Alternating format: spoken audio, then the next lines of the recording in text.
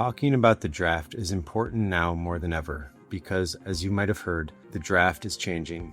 In late 2025, Democrats and Republicans in Congress passed an amendment to the Military Selective Service Act, the law that governs the draft. Starting December 2026, the law authorizes the Selective Service system to use all federally available records to track and register people for conscription. That means that any communication with the federal government by a man, whether it be filing your taxes, applying for a passport, or receiving federal benefits, will be able to be used to register you for the draft and keep tabs on your location.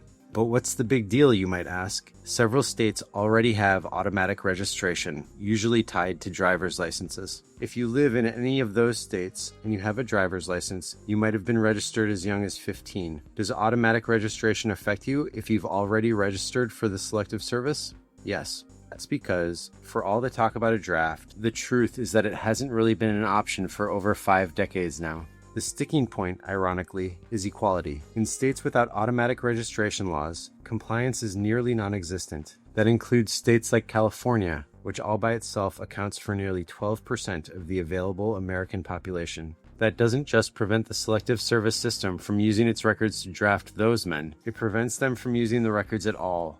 Because if they were to use those records, then it would place a disproportionate burden on the men who are registered. Mr. Rosker testified to this effect to the National Service Commission, stating that noncompliance has made the current database, quote, less than useless for an actual draft. With automatic registration, it will be the first time in half a century that drafting men will actually be an option, and so long as it's an option, it will become more and more tempting to actually use. That doesn't have to mean a full-on draft. It could just manifest in additional restrictions on what men can do. In Germany, which also has male-only draft registration, politicians just got in trouble for passing a law that attempted to ban men ages 17 to 45 from leaving the country without military approval. The current political climate makes it more crucial than ever to address any outstanding issues with the draft as we move into a further militarized world.